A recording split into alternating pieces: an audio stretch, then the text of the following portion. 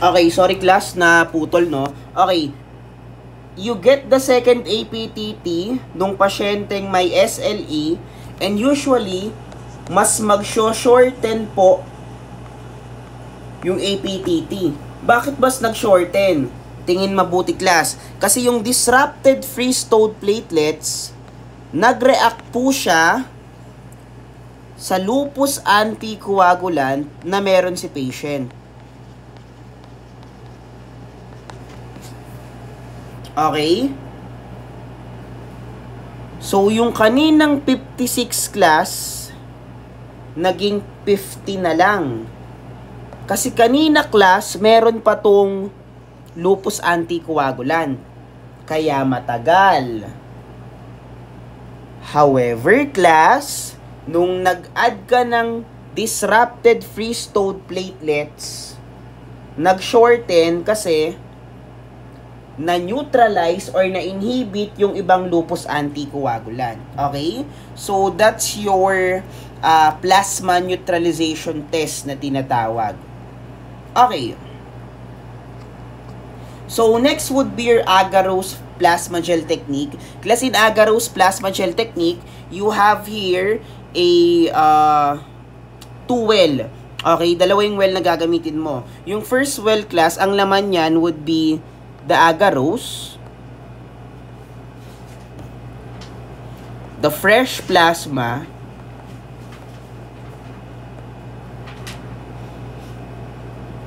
patient platelet poor plasma, and even the calcium chloride. Okay, class, yung second well, ang laman niyan is agarose, the fresh plasma,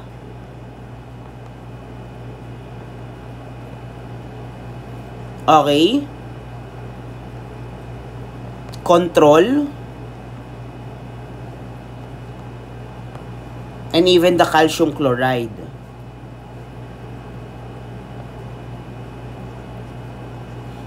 Usually class, ang ibibigay sa'yo na resulta ng control would be presence of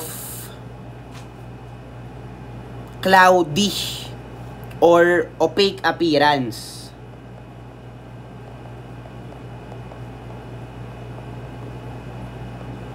O anong ibig sabihin kapag may cloudy and opaque appearance? Nagkaroon po ng fibrin clot formation. So this normal, okay? This normal. Walang sakit si pasyente. Okay? However, class, sa first well, kung saan nandun yung patient platelet poor plasma, let's assume na yung patient natin dito may lupus, may presence ng anticoagulant, okay? May presence ng circulating anticoagulant. Ang nangyayari po is that dahil merong lupus anticoagulant, walang coagulation cascade na mangyayari. Kapag walang coagulation cascade na mangyayari, walang fibrin clot formation na mangyayari. Kapag walang fibrin clot formation, it will give you a clear zone. Okay? No fibrin clot formation. So, this will indicate presence of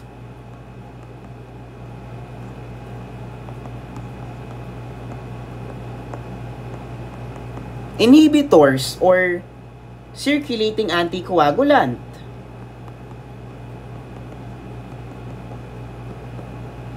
Okay? Okay, so that's your agarose plasma gel technique. Okay.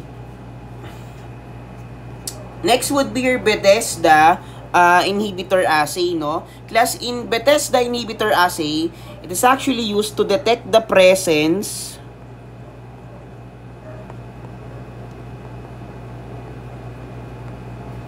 of your factor 8 inhibitor.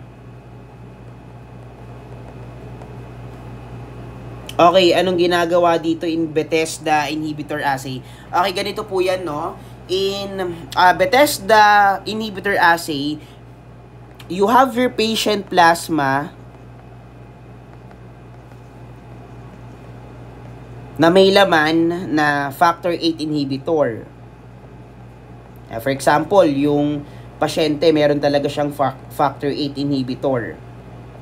And then, ipaghahalo mo po yan sa pooled plasma na dapat class may laman na factor 8. Kasi ang gusto mong mangyari dito is that yung factor 8 inhibitor na meron yung pasyente mo mag-react, tingin ha, sa factor 8 na meron yung pooled plasma.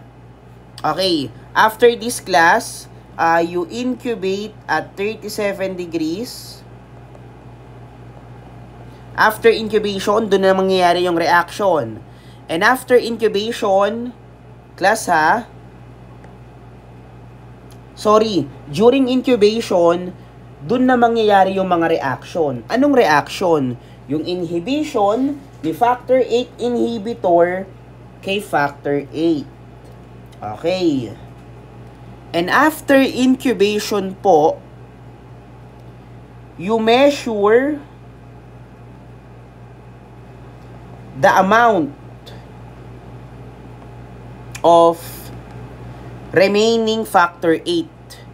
Yung mga natira na factor 8. Mga natira, yes class. Kasi yung ibang factor 8 na inhibit na po ni factor 8 inhibitor. And usually, ine-express to in Bethesda units.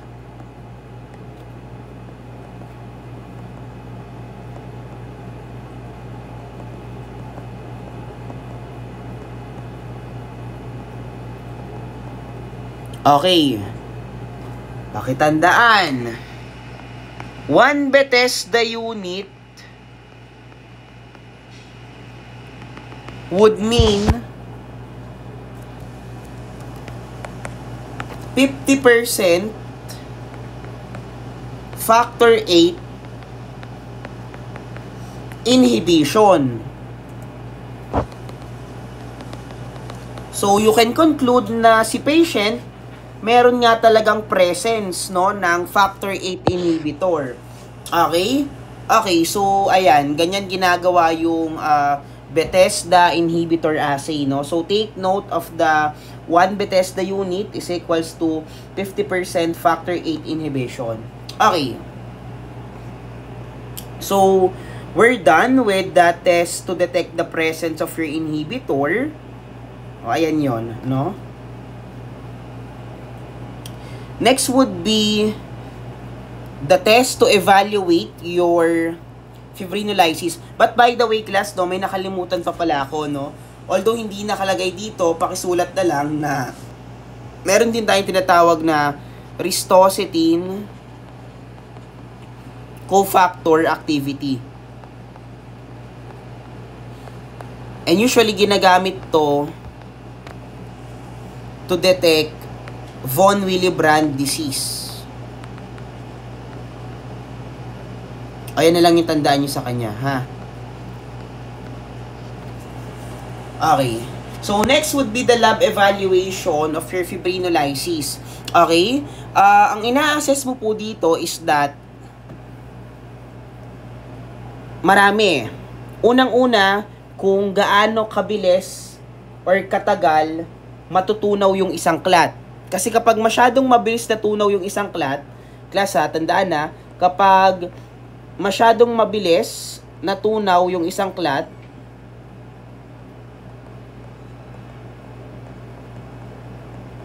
ibig sabihin, masyadong active si fibrinolysis.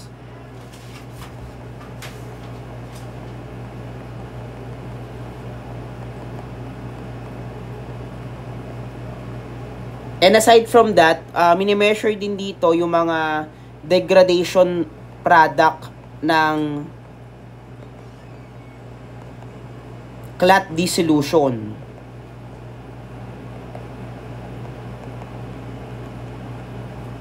Sino-sino yon?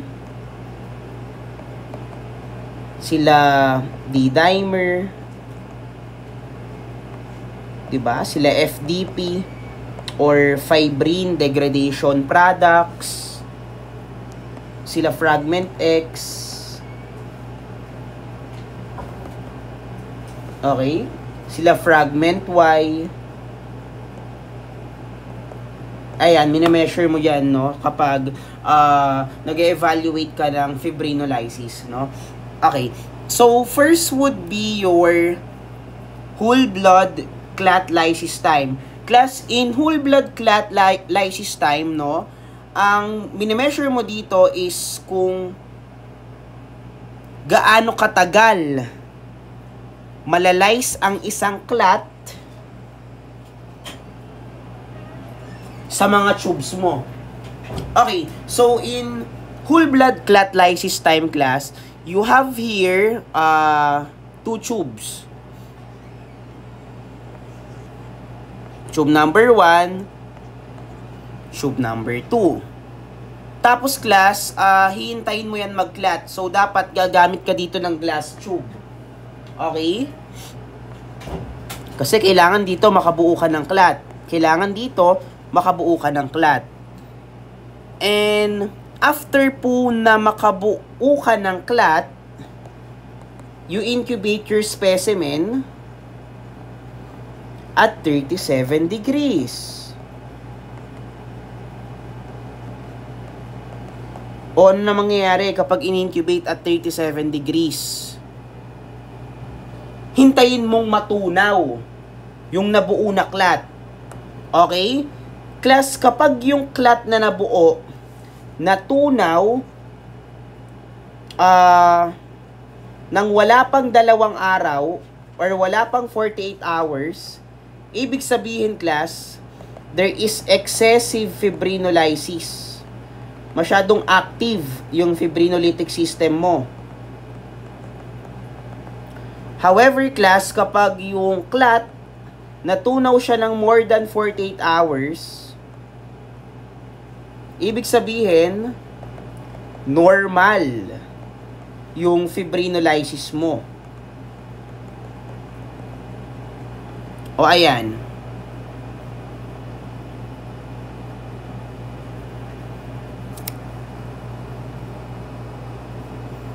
Okay, so next would be your euglobulin lysis time.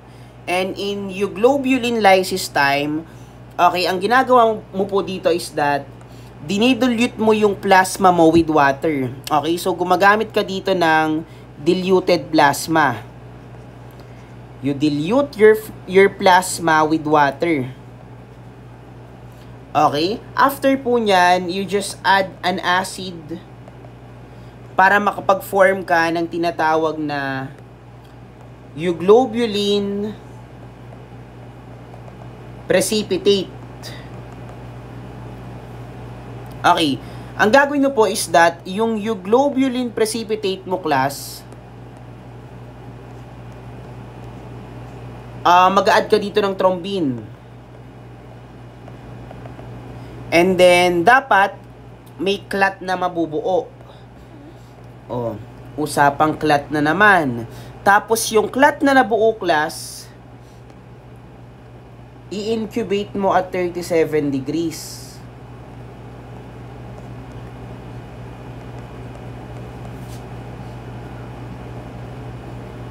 Okay. After mo po i-incubate at 37 degrees, hintayin mong matunaw yung clot. Class, ganito yan. Kapag yung clot natunaw ng wala pang 2 oras, abnormal yon. That's excessive fibrinolysis. Pero kapag yung clot natunaw ng more than 2 hours, that's normal. Okay? So, ganun lang kadali aral ng mga lab test natin, class. Okay? Okay.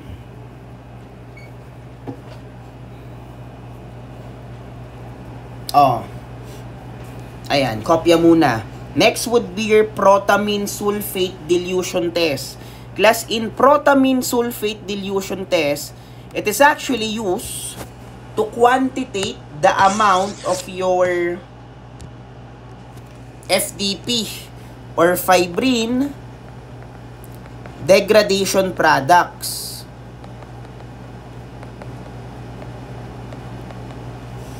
Okay, ano pong nangyayari dito, class? You have your specimen na of course nag-clot na. Dapat nag-clot na yung specimen mo. Kasi class, ang i-measure mo po dito is the amount of the fibrin degradation product. Si FDP po, okay, kung meron mang FDP yung specimen mo, magre-react po yan with your protamine sulfate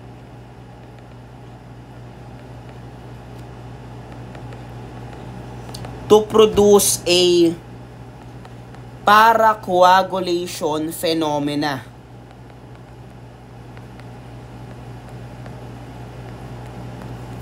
And usually class, ang ibig sabihin lang yan is gel formation. O pinaarte lang. Okay.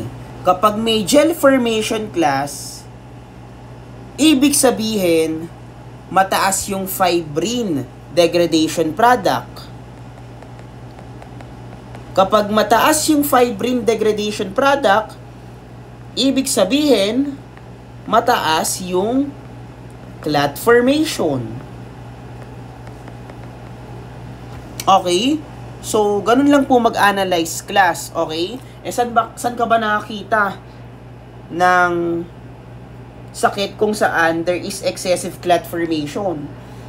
Diba? Sikat na sikat. DIC. Disseminated intravascular coagulation. Okay? So, ganyan po ginagamit, no? Si protamine sulfate dilution test. Okay. Now, next would be your ethanol gelation time. In ethanol gelation time, parehas lang din. You measure the amount of the fibrin degradation product. Okay. Class, ganito yan.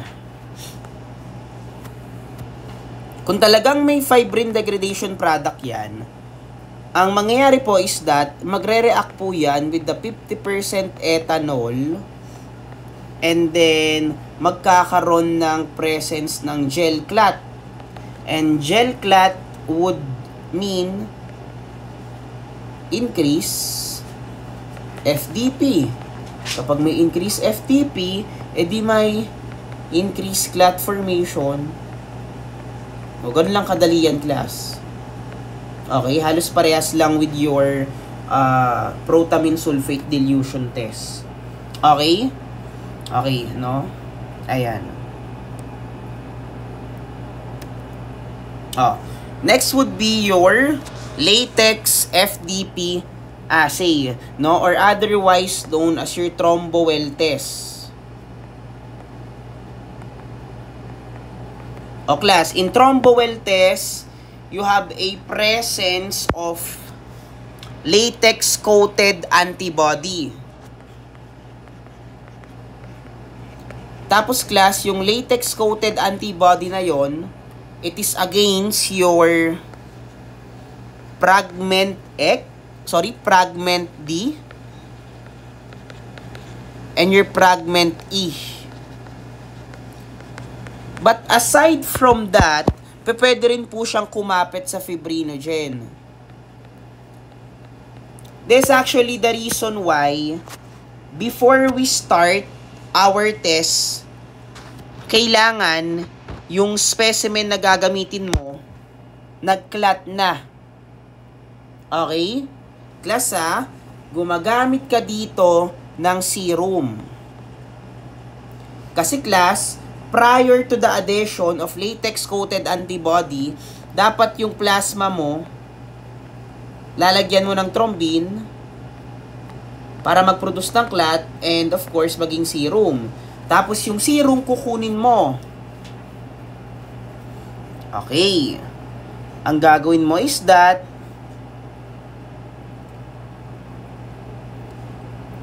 si serum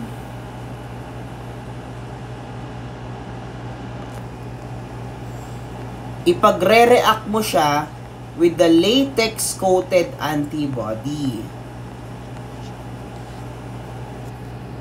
Now, if your specimen contains fragment D and fragment E, class yung latex-coated antibody, kakapit po sa kanila.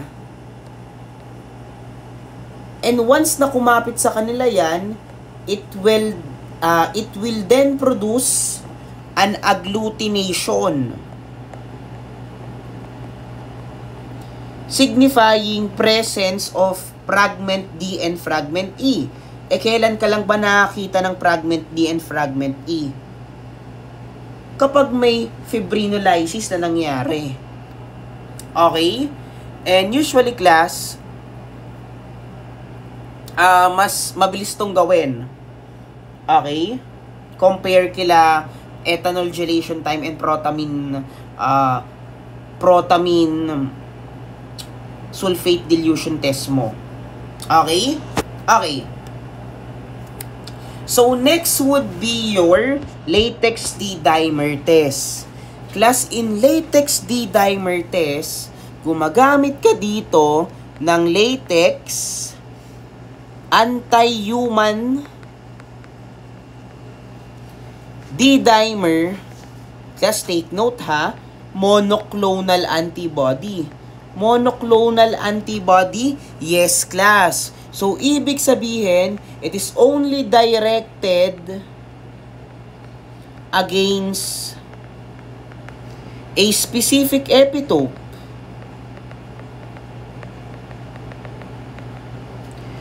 Making it as the most specific and the most sensitive test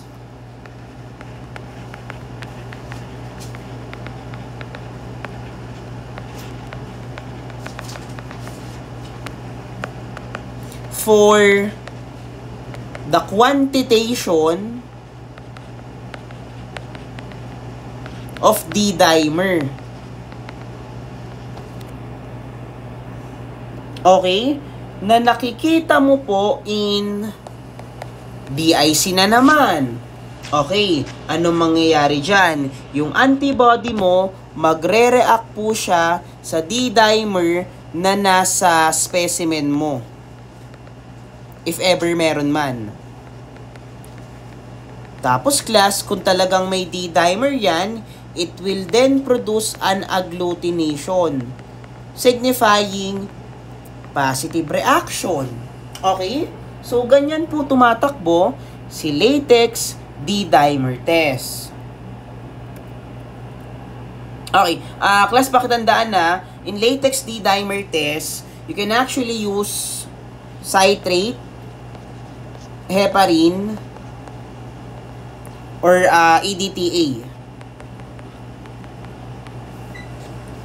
Ayan. Ang kinagandahan ni latex D-dimer test is that hindi po siya apektado ng presence ng fibrinogen. 'Di ba kasi si latex FDP assay, apektado to ng fibrinogen. Si latex D-dimer, kahit may fibrinogen, wala siyang pake. Kaya nga, hindi mo na inaalaw mag-clot yung specimen mo when dealing with latex D-dimer assay, no? Kahit plasma, pwede nang gamitin dito sa latex D-dimer assay. Okay. So, next would be your tan red cell hemagglutination inhibition test. Okay. Class, ganito yung nangyayari dyan. Gumagamit ka po dito ng anti-human fibrinogen.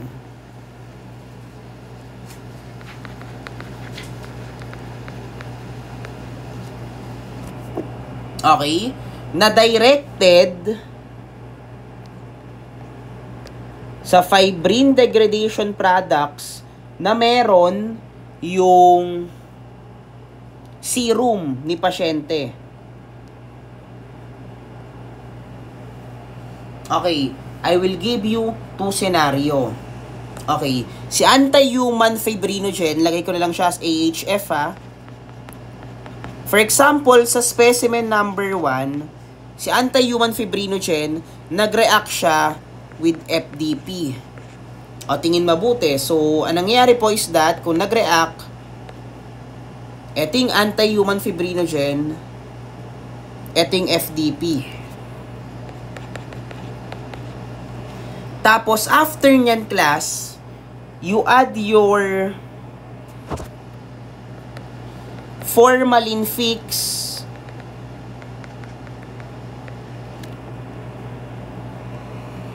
fibrinogen,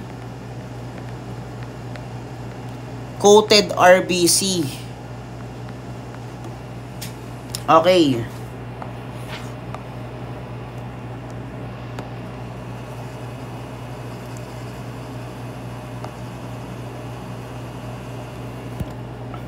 O, ayan. Usually, class, ang mangyayari dito is that there is no agglutination or there is no lysis na mangyayari. Kasi, class, tingin mabuti ha, si antibody mo na dapat magre-react sa RBC, nag-react na sa fibrin degradation product na present sa serum mo. Okay. That's scenario number 1. For example, class, si anti-human fibrinogen, wala siyang nahanap na FDP sa specimen mo kasi wala namang sakit si pasyente. So, kung makikita mo, class, ganito po ang mangyayari dyan.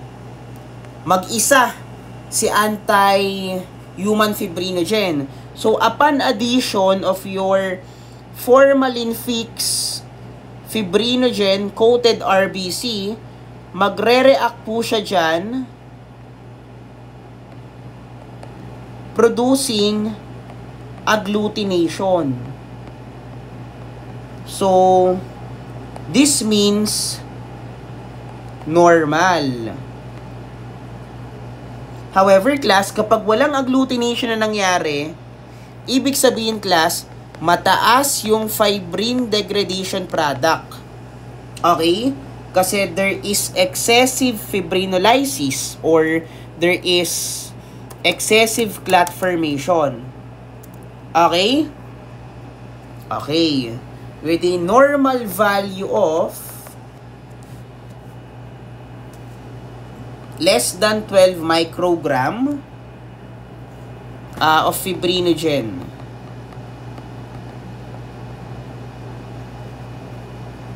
Okay? O, ayan. No? So, that's your tan red cell hemagglutination inhibition test.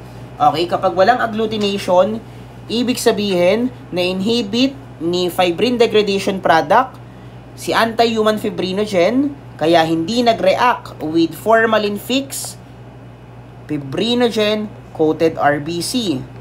No agglutination. Kapag may agglutination, ibig sabihin si anti-human fibrinogen nag-react sa formalin fix fibrinogen coated RBC. Okay? Kasi wala namang presence ng fibrinogen degradation products kasi wala namang sakit si pasyente. Okay? Okay. And last would be your staphylococcal clamping test na tinatawag. It is actually used to detect the presence of your factor X and factor Y. Okay? Ganito yan, class, no? Ang una mong gagawin dyan is that dapat mag-clot muna yung specimen mo. You allow your specimen to clot. Para mawala yung mga fibrinogen. Kasi aside from factor X and Y, yung ginagamit mo ditong bacteria, nagre-react din with fibrinogen.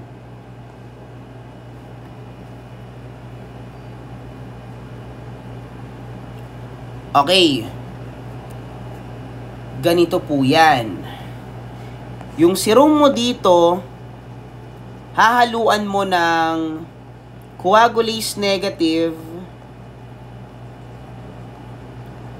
Staphylococcus. Sir, bakit coagulase negative, hindi coagulase positive? Remember, class, yung mga coagulase positive mo na bacteria, capable po yan of producing a clot. Okay, yung mga coagulase positive na bacteria, capable yan of producing a clot. Kaya hindi ka gagamit niyan. Gagamit ka po ng mga coagulase negative na Staphylococcus. Tapos, ang ginagawa mo dito is that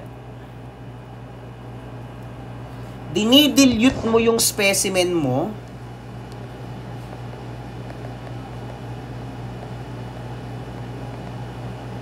okay? Such until magkaroon ka ng maraming diluted specimen. Okay. Tapos, obserbahan mo, class, kung saan merong highest dilution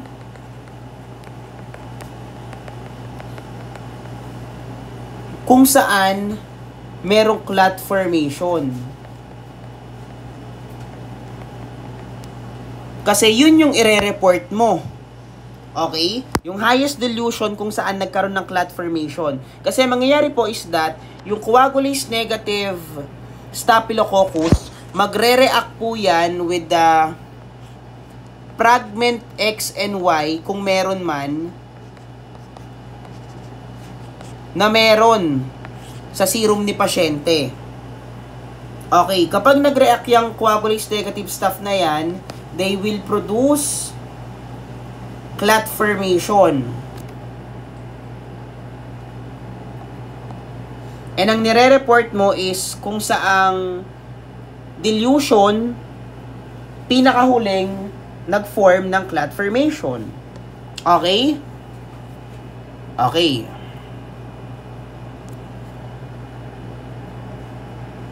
For example, tube number 1 may clot.